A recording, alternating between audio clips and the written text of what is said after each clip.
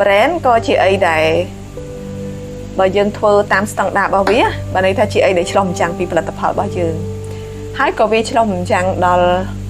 អ្នកណាជាអតិថិជនដែលយើងចង់តាក់ទាញដែរចាយើងចង់តាក់ទាញអ្នកណាអញ្ចឹង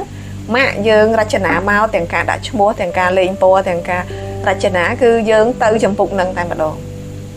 អញ្ចឹងវាជាអីដែលយើងតាក់ទាញណាចាតាក់ទាញហើយតាក់ទាញអតិថិជនរបស់យើងទៀតបើរបស់យើងចង់លក់ជាមួយមនុស្សចាស់យើង design របៀបផ្សេងប្រើពណ៌របៀបស៊ីចំណង់ចំណូលចិត្តរបស់មនុស្សចាស់ចាហើយដើម្បីលក់ដាច់គឺតើតា brand តើមាន brand យើងនិយាយអស់ទៅហើយរាល់ថ្ងៃសួរថាអីបានគេទិញផលិតផលរបស់ពួកអូនដោយសារ personal brand របស់ពួកអូន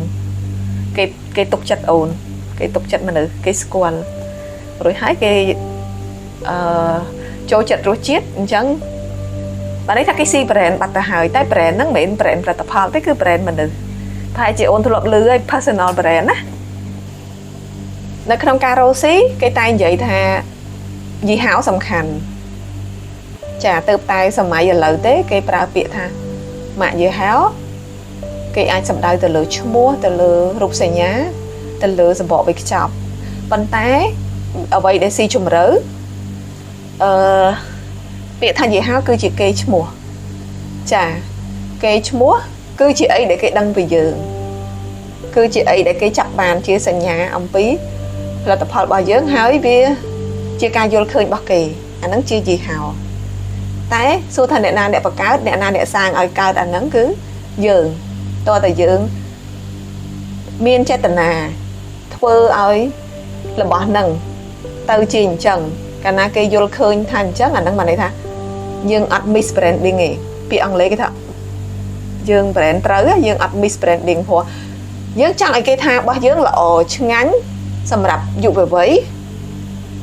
តែដល់ពេលជាក់ស្ដែងបែរជារបស់ហ្នឹងវាអត់ទៅអញ្ចឹងដូចអីដែលយើងកំណត់ណាចាអាហ្នឹងបានន័យថាយើងធ្វើ brand អត់ត្រូវចានៅក្នុងដំណើរការពាណិជ្ជកម្មមុននឹងយើងគិតដល់ប្រាក់ចំណេញជំហានដំបូងដែលយើងចាប់ផ្ដើមមកគឺយើងត្រូវអភិវឌ្ឍផលិតផលសិន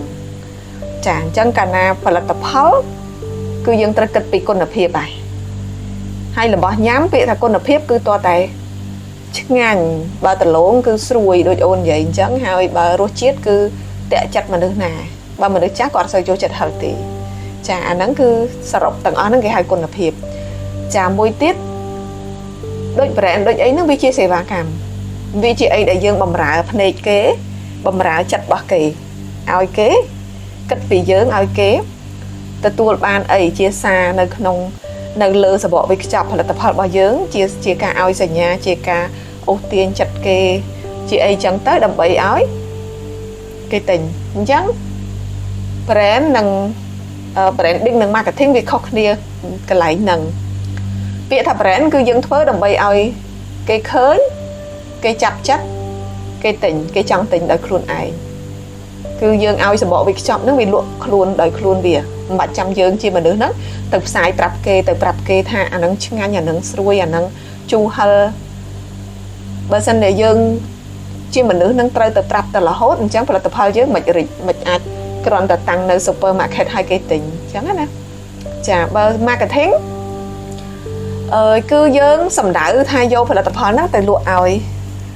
ចំពុកណាមួយអតិថិជនក្រុមណាអាហ្នឹងគឺយើងធ្វើ marketing គឺដើម្បីគោលដៅលក់ដល់ពេល branding គឺយើងតាក់ឲ្យគេមកទិញចាហើយ branding និង marketing កម្រិតនៃការប្រើ branding ជាទូទៅផលិតយើងធ្វើដើម្បីយើងបោះដុំកាលណាយើងចង់បោះដុំយើងត្រូវធ្វើ branding ដើម្បីគេហៅថាផ្សព្វផ្សាយឲ្យគេស្គាល់ឲ្យទលាយហ្មងយកទាំងអស់មិនអតិថិជនឬក៏មិនមែនអតិថិជនគេហៅថាជា community ចាមិននេះទេសុខចិត្តថាក្នុងហ្នឹងគឺមានអតិថិជនគោលដៅកាលណាគាត់ឃើញការផ្សព្វផ្សាយហើយនឹងភាពតាក់ទាញជា brand ហ្នឹងគឺគាត់អាចនឹងមករកទិញហើយប៉ុន្តែអ្នកដែលអត់ទិញក៏យើងចង់ឲ្យគេស្គាល់ដែរដើម្បីអីដើម្បីយើងបោះដុំផលិតផលហ្នឹងយើងអាចថា មានគេស្គាល់ច្រើនមានគេត្រូវការហើយអញ្ចឹងយើងរកមួយដែរចែកចាយបន្តពីយើងអាហ្នឹងយើងត្រូវធ្វើ branding ឲ្យច្រើនចាដល់ពេលសម្រាប់ marketing បើសម្រាប់អ្នកដែលគេហៅ retail អ្នកលក់រាយបានន័យថាពី B2C business ទៅ consumer អាហ្នឹងគេធ្វើ marketing គេត្រូវប្រើយុទ្ធសាស្ត្រ marketing ច្រើន branding គឺប្រយោលធ្វើទៅយើងផ្សាយឲ្យ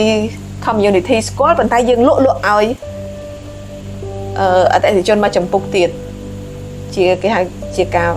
ប្រយោលវាថា